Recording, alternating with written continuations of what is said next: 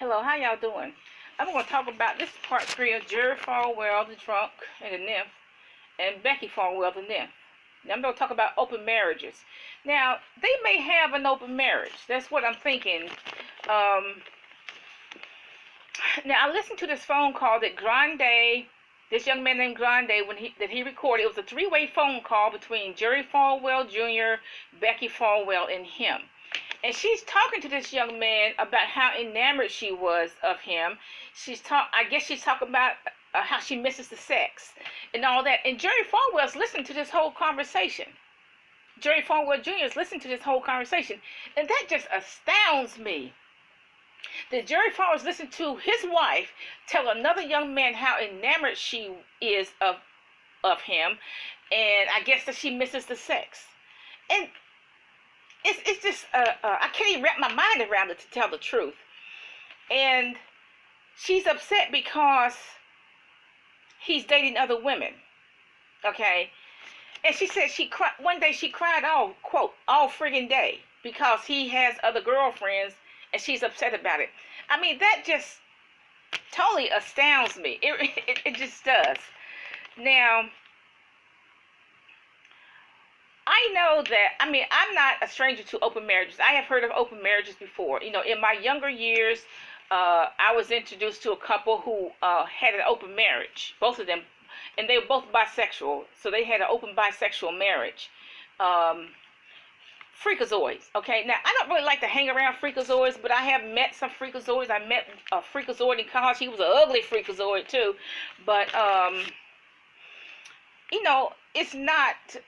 I'm kind of familiar with the freakazoids. I'm kind of familiar with people who have open marriages. I definitely have heard of it before. And I would think this probably will, you know, start a discussion about open marriages. You know, I read Dolly Parton's book, both of them, and she admitted that they have an open marriage. She admitted as such. Donald Trump, when he's married to Ivanka Trump, I read or heard that he wanted an open marriage, okay?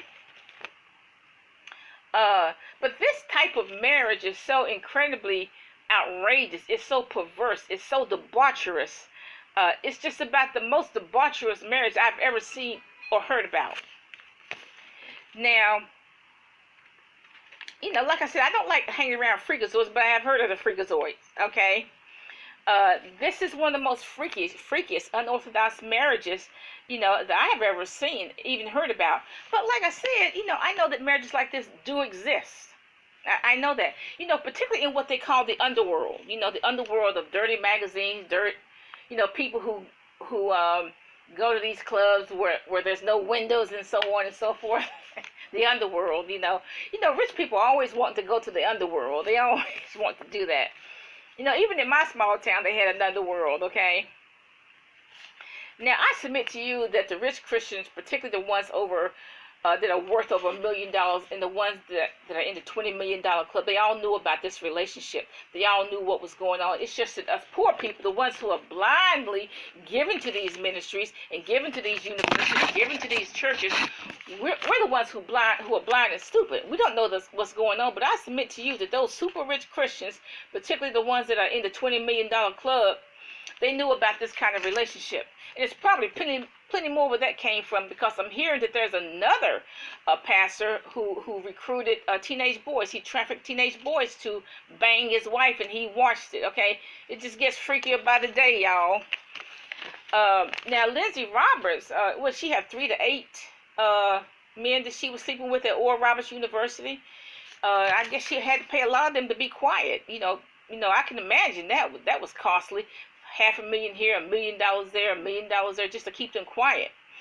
Okay, and I guess now, you know, they don't know any other way to make a living except to preach what they call the gospel.